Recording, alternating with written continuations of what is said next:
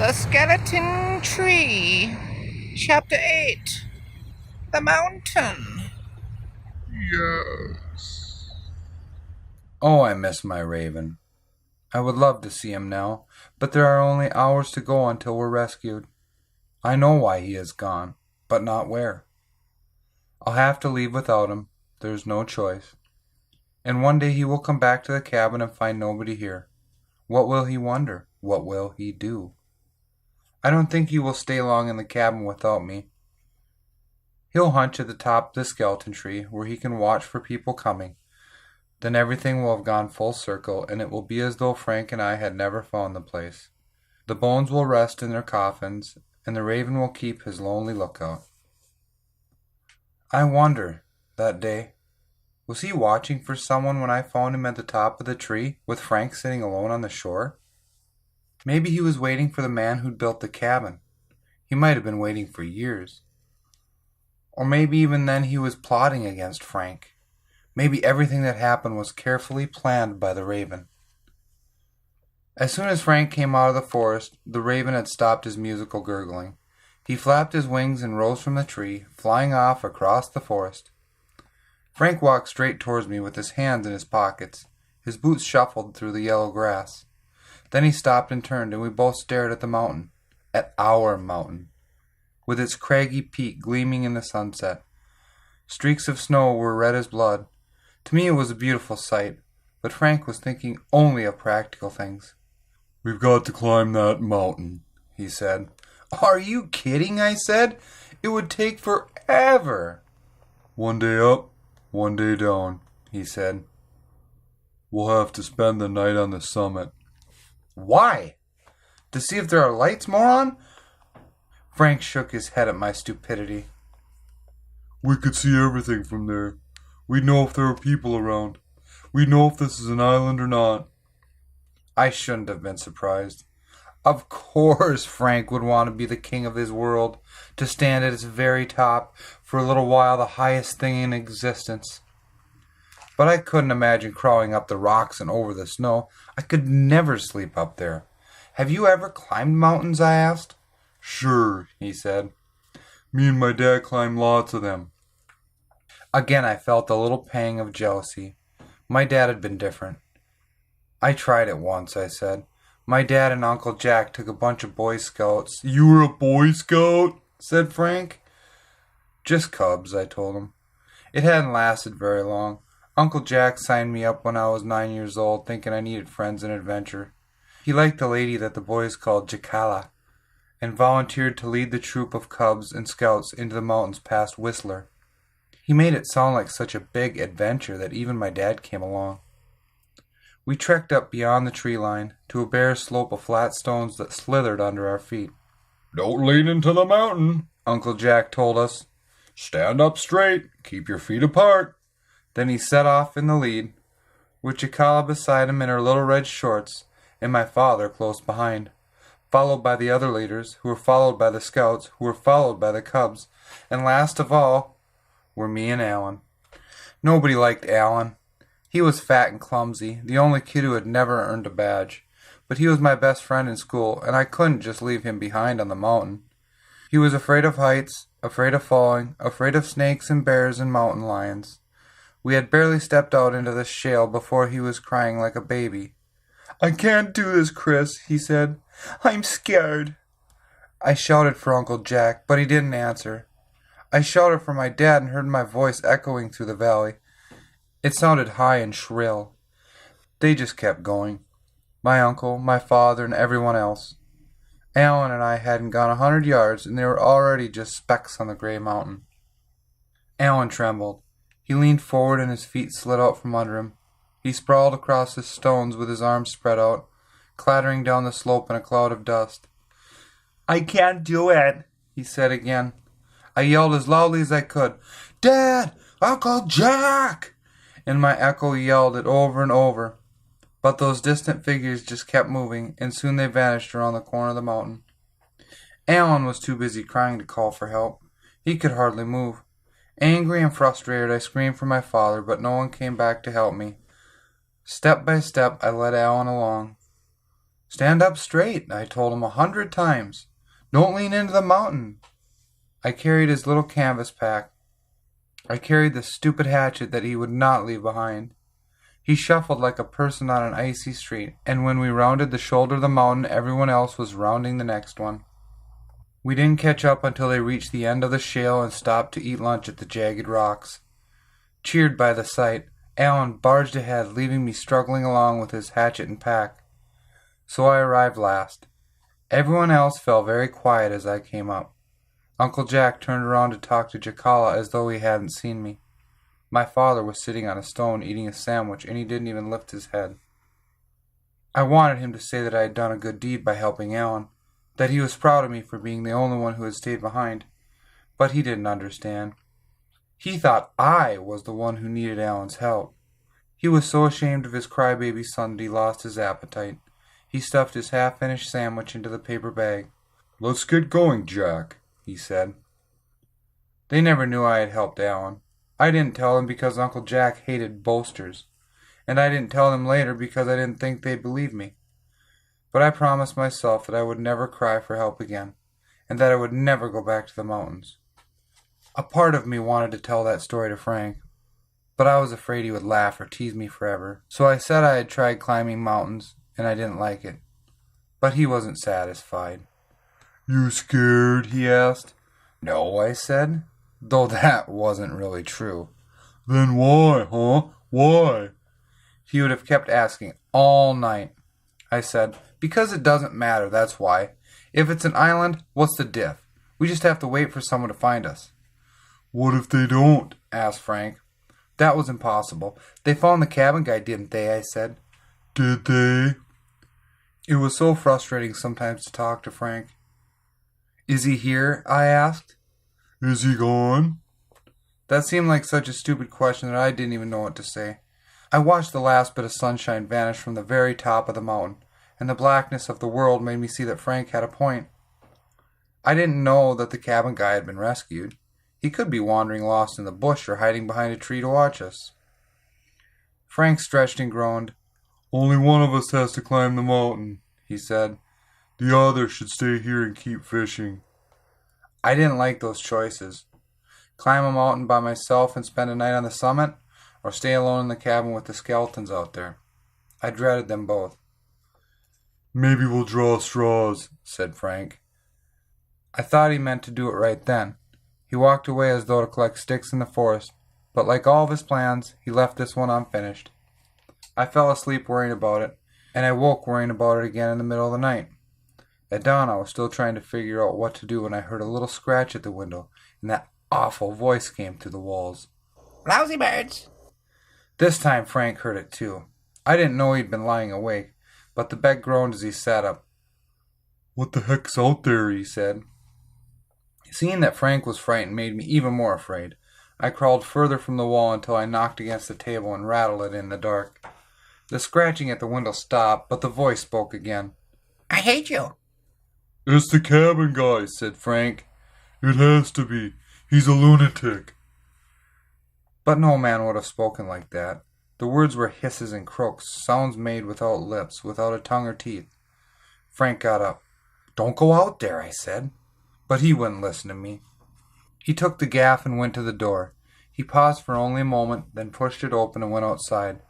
I couldn't lie alone in the cabin waiting for something to happen.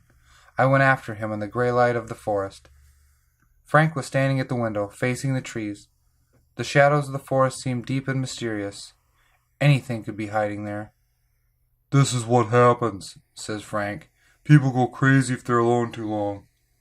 He slapped the gaff into his palm and suddenly shouted, "Come on! Where are you?" There was just a tiny sound, a tick and a scratch. Not sure where it came from. We stared all around. "No one coming?" Frank bashed at the salal bushes. I whirled around and stumbled back, and I looked up to see the raven standing at the cabin roof. He thrust out his head and opened his beak. That croaking voice came straight from his throat. "I hate you." He seemed to cough the words from deep inside him, to barf them from his gaping beak. They sounded wicked and ominous. "He can talk," said Frank. "I think he's just making sounds," I said. "I don't think he understands the words." Frank stared at me. Gee, thanks, Mr. Science. Then he rolled his eyes and flicked his hair. You see, that thing's a pest. The raven was peering down at us, his head turned crazily sideways. It made me laugh. You want a treat? I asked. Just a minute. I went inside to get a piece of fish. Frank came in right after me. Don't feed that thing, he said. Just a little bit. No, he shouted. I didn't carry those fish all the way here so you could feed them to a bird. Then I'll give him one of the ones that I carried, I said. It was ridiculous. I couldn't tell one salmon from the other, and Frank knew it. But he didn't stop me as I tore a piece from the tail of a fish and went back out. I broke the flesh into pieces, which I tossed to the raven. He caught them easily in his beak and gobbled them down. Frank, come look, I said. He's done this before. Inside, Frank peered up through the window, looking just like the bird peering down. It made me laugh again. The raven wiped his beak on the roof, rasping it back and forth. He ruffled the feathers on his folded wings and cried out to me. You want more? You'll have to come down and get it, I said. I moved a few yards from the cabin into the ghostly edges of the morning. I knelt there and held out the fish. It was comical how the raven fretted. He paced at the edge of the roof, then dropped to the ground and turned in little circles. He hopped toward me, he hopped away, but very slowly, an inch or two at a time, he came nearer. It was a long time before he stood close enough that I could feed him. I held up my hand with a piece of fish in my fingers, and he leaned forward as far as he could. He leaned so far that he lost his balance and had to catch himself with frantic flaps of his wings. He was a little clown who made me laugh out loud. He tipped his head and stared at me with one black eye as round and as bright as a little marble. You took it, he whispered. Then he came the rest of the way in, one hop, and plucked the fish from my fingers. He ate it right there, watching me as he gobbled it down. I fed him another piece before I tried to touch him. He watched my hand move slowly nearer, then closed his eyes and trembled all over, but he didn't move away. With just the tips of my fingers, I brushed the feathers on his wings. They were surprisingly cold and coarse. I touched his back, his shoulder, moving my fingers slowly toward the little feathers that made overlapping rows around his neck. But he'd had enough. With a cry, he opened his huge wings and flew up into the trees. I watched him go, feeling a warm sort of wonder, a longing to touch him again. I hoped I had not scared him away forever. When you finish playing with the bird, we'll go fishing, said Frank, who was still inside the cabin. He's already gone, I said. Good. A few minutes later, we went too. The gray dawn became a beautiful morning, all bright and crisp with the waves breaking in blue streaks. Frank started catching fish right away, and he whistled a song. For the first time in ages, I was really happy. I kept thinking of the raven and the feel of its feathers, hoping it would come again to the tree at the edge of the river. I sat close to the falls to clean the fish. It was a job I could do without thinking, and I quickly lost myself in the swirling water and the circling fish, in the numbing sounds of the falls. It was like staring into a fire, and my thoughts were carried away, when all at once the gulls rose in a cloud and vanished. I barely heard the roar of their wings. Hey, said Frank, look who's here. Just on the other side of the river, just 100 yards away, a bear was plodding towards us. Ursus horribilis, said Frank in a dead sort of voice. A grizz. A grizzly bear, he meant. A strange smile appeared on his face as we watched the bear come near. It walked like a machine, swaying from side to side, each huge foot swinging slowly forward. It moved along steadily as though nothing could stop it. We should go back, I said. No. Frank didn't look the least bit worried. His feet wide apart, he stood slapping the gaff against his palm like a policeman in a riot squad. The bear just kept coming. Every step carried it exactly the same distance in exactly the same direction, over stones and pebbles, over logs and rocks, over anything in its way. I bet he weighs a half-ton, said Frank. But no one in this world could outrun him. He can go 30 miles an hour. I hadn't thought that Frank cared much about anything, but he seemed nearly awed by the bear. We could hear the clatter of stones as it walked. Come on, let's go, I said. But Frank wouldn't move. We have to stand our ground, he told me. What? This is our territory. No, it's not, I said. It is now. Frank flashed the same smile I'd seen many times on Uncle Jack. That's how a bear thinks. This side of the river is ours, and we have to protect it. My heart thumped in my chest, sweat trickled down my ribs, and I had a terrible sense of waiting. I could see the bear's claws flashing white. I could hear them tick against the stones. In a minute or two it would reach the pool. But suddenly it stopped. It thrust its muzzle down among the rocks and sniffed loudly. It rolled aside an enormous rock and gobbled up the little crabs hidden underneath. Then it raised its head and sniffed. Its black nose twitched. He can't see very well, said Frank, but he knows we're here. Don't move. I hardly breathed. The bear stood up on its hind legs. It looked around. It sniffed. Then it dropped slowly onto all fours again and turned towards the trees. It strode up the beach and over the logs as though they weren't there, to slip into the darkness of the forest. For a few moments I could trace the bear's path by breaking of branches and swaying of big trees. Then everything seemed still and quiet. Frank kept smiling. In some strange way he was enjoying himself. Okay, he said. Let's get some fish. No way, I told him. We don't know where that bear is going. But we know he's gone, said Frank. He doesn't care about us. He'll go up the river and scoop his dinner from a shallow spot. How do you know that? Because he's a lazy old bear, said Frank. He went back to fishing, crouched by the side of the pool as though nothing could scare him. I couldn't concentrate on the salmon I was cleaning. I kept looking around, down along the beach, up towards the forest, and soon the bear appeared again. It stepped from the bushes at the top of the falls, just a few yards from where I was cleaning the fish. Frank, I called quietly, it's back. He stood up at the side of the pool, the gaff in his hand. Stay right there, he told me. The bear waded out in the river, right at the brink of the falls. When I looked back at Frank, I was amazed to see him smiling. The closeness of the bear excited him. At that moment he was my Uncle Jack, the daredevil. I heard my mother's warning. You have to be careful of men who love danger. The bear waded halfway across the river, then stepped down into the falls, to a rocky ledge where the river broke into creamy curls. Hold your ground, said Frank.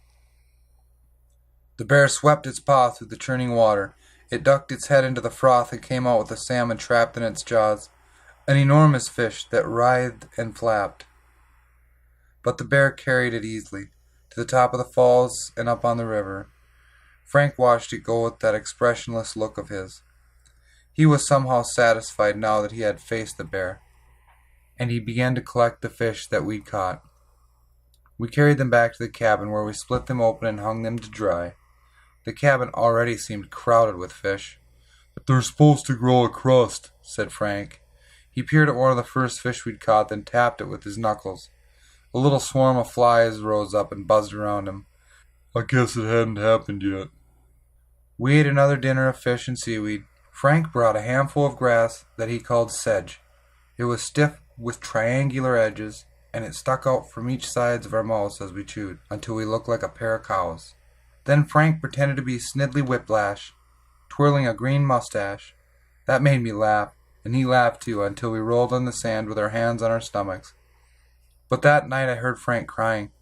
His sobbing woke me up, and I didn't move a muscle, though my hip pressed painfully on the floor. At first I didn't want him to know I could hear him, but he must have cried for hours, smothering the sound in his mattress. The wooden bed groaned every time he shook.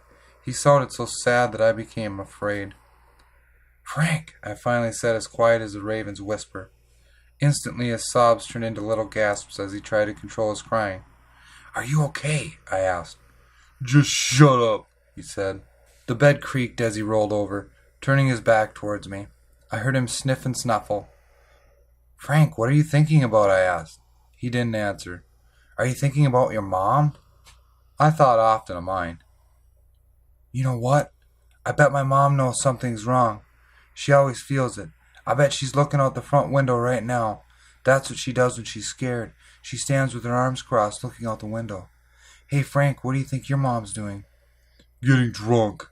He made a little snorting noise. That's what she does when she's scared. That's what she does when she's happy. That's what she does when she's sad. Do you try to help her? I asked. No, she gets drunk just fine on her own. It didn't sound as though Frank spent much time thinking about his mother. I wonder if he missed his friends and that's why he was crying. According to our wall calendar of scratches and gouges, school had started already. I imagine Frank had tons of cool friends who stood around flicking their hair. He probably had a girlfriend. That made me think of Alan.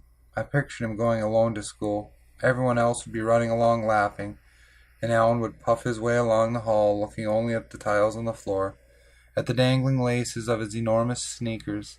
He would feel as lonely there in that busy place as I felt in Alaska. We're all of us castaways. Frank sniffed once more. He said, Tell me about your dad. Why? I said. What about him? I don't know, said Frank. What was he like? It seemed an odd thing to ask. I doubted if Frank cared at all about my dad. He just wanted to hear me talk, to somehow fill his loneliness the way he might have turned on a radio back home. When he was a kid, he was really good at everything, I said. He was in this huge spelling bee once, and he was the third best speller in the whole country, and he played hockey. He could have been a forward in the NHL. A scout from the Oilers even came to see him, but... I mean as a father, snapped Frank, interrupting. What was he like? What did he do for fun? Nothing, I said. Oh, come on. Why are you so angry, I asked. He just didn't have fun, that's all. He never did anything. It sounded pathetic even to me. Except when I was little. He was happy that I said. We used to play games and go on treasure hunts. Like pirates? Yes. Frank was quiet for a while. So what happened? What do you mean? I said. Moron. Why did he stop having fun? I ignored the insult. It took nothing to make Frank angry. I guess he didn't have time to have fun, I said. He was always busy, always working. He started going away on business trips all the time. It was like he didn't want to be home anymore. So where did he want to be? Just somewhere else, I guess. I hadn't really thought about that. He didn't choose where to go. He was just sent places. But he never took pictures and never brought home souvenirs. Did you ever think he was like a hitman or something? Asked Frank. I laughed. My father, the hitman? It was such a crazy idea. He carried a spare tie in his briefcase, just in case he spilled something on the one he wore. In his pocket he kept a little wad of toilet paper that he refreshed every morning, probably counting out the exact number of squares. He tried to get Mom and me to do that too. Trust me, he told us. You don't want to touch the toilet paper in a public restroom. He had become boring. That was the thing. Old and boring. What about his trips? Asked Frank. Did he have any fun on his trips? I don't know. Maybe, I said. He was always happy to go away, that's for sure. And when he came home he seemed sad. Oh, really? Said Frank, as though he found that interesting. We talked until dawn. Through the boards on the window a gray light appeared. Then the raven arrived and perched on the sill. He tapped on the plastic pane. I wriggled out of the space blanket and stood up. I'm going to let him in, I said. Don't, said Frank. Why not? It's like Dracula. That sounded so stupid it made no sense. I pushed aside a slab of salmon and stared at Frank on the bed. How is he like Dracula? Don't you know anything? Said Frank. Dracula can't go into a house until he's invited. But if you ask him in, he'll kill you. I'll take my chances, I said. I grabbed a board and pulled it loose. The raven stood on the sill, a blackbird shape against the plastic. I tore off the rest of the boards and spread the slit in the plastic flaps. Come in, I said. He hopped through the window without a care, as though he had done it 1,000 times. He hopped straight down onto the floor, and in his funny, lurching way explored every part of the cabin. He looked under the bed and under the table. He pecked at the things in the orange box, and especially at the shiny little whistle. You want to play with that? I asked. He turned his head and blinked at me, as though he understood. When I took the whistle out of the box, he twitched like a cat that had seen a mouse. He pounced on it when I put it down and rolled across the floor with his beak, chasing it into the corner of the room. I laughed out loud, and the raven made little cackling sounds, but Frank didn't even smile. Into the corner the raven chased the whistle. He batted it out with his beak and sent it rolling under the bed. He looked up at me. "Go on," I said. "Go get it." But he wouldn't go under the bed. Instead he looked at Frank, who was lying on his side on the mattress. "Don't look at me," said Frank. "I'm not going to get it for you." The raven's eyes were bright and shiny. He shook his tail and said, "Lousy birds," and he laughed again in his rattling way. "He's weird," said Frank. "Don't you know it's bad luck to have a raven in the house?" "Why?" I asked. "It's a bad omen." "A bad omen?" I laughed. I actually sort of giggled, and that was enough to make Frank angry again. "They've got lice, moron. They bring diseases," he said. "Death and ravens go together, so don't laugh." He threw off his jacket and pushed his way through the drying fish, heading for the door. The raven fluttered quickly out of his way, up to the chair, up to the window. He perched there, panting, until the door closed behind Frank. Then he came down again and stood right beside me. I was not used to having a pet. Every year at Christmas and my birthday I'd ask for a dog, and once for a snake, because I thought the kids might like it if I showed up at school with a python around my neck. But Dad didn't care for dogs, and Mom despised reptiles in general. Then Dad broke down and got me a hamster, but it lived for less than a month. When the raven came into the cabin and chose me for his friend, it was as though my birthday wishes had suddenly come true. For 3 mornings in a row he pushed through the cabin window, and each day he stayed a little longer, but he was always gone before dark. He was a funny, clever thing, and I thought I would never get tired of watching him. He invented little games, sometimes clinging by his beak to a slab of fish while I pushed him like a kid on a swing. When I laughed, his eyes took on a special twinkle. It pleased him to make me happy. But I was always startled to hear him speak. "I hate you," he'd say. "Lousy birds." His voice was eerie and ominous, and it made my skin crawl. "Can't you teach that thing new words?" asked Frank. But if I had somehow taught the raven to recite Shakespeare, Frank would not have been satisfied. He told me over and over, "I hate that bird," or "I don't want that bird coming anywhere near me." as though there was any fear of that. The raven wanted only to be with me. Maybe Frank was jealous. I doubted he had ever been the kid picked last for baseball games, the one left without a partner for a classroom project. But whenever I began to feel sorry for him, he found a way to change my mind. "You know that bird will fly away when winter comes," he told me as I sat feeding the raven. "It doesn't care about you. It's only hanging around 'cause you feed it." "Sure," I said. "It's like the bear. It thinks only about eating, sleeping, and surviving.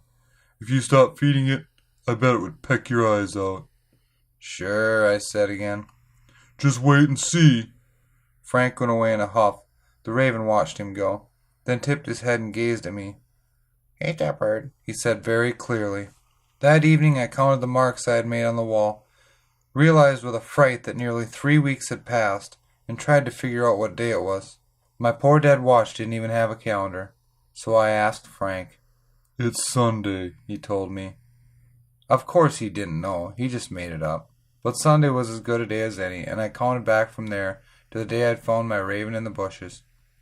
Thinking like Robinson Crusoe, I named him Thursday. He liked to perch on my shoulder, like a pirate's black parrot. Sometimes he faced forward, and sometimes backwards, and he pulled at my hair with his beak, or nibbled gently at my ear, though that always made me squirm and laugh. Frank watched, smoldering with jealousy. On our 22nd day the wind shifted to the south and rose to a gale. Enormous waves thundered on the rocks. Rains pelted through the forest with machine-gun sounds, and the trees swayed and creaked around us. It was the first real sign of winter coming, a hint of what the months ahead would bring. Once the winds shifted to the south, storm would follow storm, and the sun would disappear. Rain would only end when it turned to snow instead. Thursday kept close behind me. As the wind gusted, he whistled low notes that sounded like wailing creatures. "He's evil," said Frank. "Well, I like him," I said. I drew Thursday up onto my lap and tickled the feathers on his belly. Didn't you ever have a dog or anything? I did when I was little, said Frank. He was lying on his back on the bed. All I remember is that he was a really old dog, and his name was Ghost. That's weird, I said. Why? I had a hamster called Ghost. That is weird, said Frank. The wind gusted and the raven whistled. It was Dad's idea, I said. I wanted to call him Sleepy because he slept all day. I never saw him except at night. Then Dad said, "Call him Ghost." Frank smiled at my little story. You should have called the Raven Ghost. He's spooky. I leaned back. Thursday hopped up to my shoulder and rubbed his beak against my lips. I opened my mouth and let him peck the tiny shreds of salmon between my teeth. Frank groaned, but he grinned as well. That's disgusting.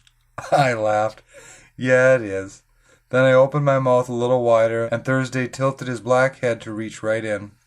Frank covered his eyes and turned away, but now he was laughing too, and in our tiny cabin that shook in the storm I was happy. I couldn't remember the last time I had sat with someone and talked about simple things. Miss Lowe's nagging comment, Christopher has trouble making friends, was still true, but at least I had made a friend. I had nearly made two. It drives me crazy sitting in here, said Frank. He sat up and scratched his head. Let's go out. It was raining bullets. We hauled out the plastic sheets the cabin guy had saved and turned them into capes and leggings. They were so ragged that we had to wear 3 at the same time. When we opened the door, the wind tore it away, slamming it back against the wall. That was too much for Thursday. He peered out at the rain and wouldn't go past the door. Like a pair of giant birds ourselves with enormous flapping wings, Frank and I went down to the sandy beach. Masses of things had come ashore. There were dozens of bottles and chunks of foam, scraps of wood and plastic. There were things that were sad and poignant, too. The stroller with 3 wheels, a plastic doll in a white dress that rolled in the surf like a drowned child. I found a torn blanket I could wear as a poncho, and that pleased me, but we didn't stay very long on the beach. This is crazy, said Frank. The wind shredded his plastic clothes. The rain made him squint and frown. Let's go back. We trekked back to the cabin, past trees that swayed like grass, and we found the raven stealing our food. Standing on the table, pecking at the fish, he looked like a boxer with a punching bag. As he jabbed with his beak, the slab of fish whirled away on the rope. He hopped back and forth. He ducked his head. He lunged and pecked again. Bits of flesh fell from the fish, covering the table in specks of pink and red. Pucka, pucka, pucka. Thursday's black beak punched at the fish. The rickety table squeaked and squealed underneath him, and the fish swung in and out. For a moment, Frank just stood in the doorway watching. Then he ran into the cabin and snatched up the gaff.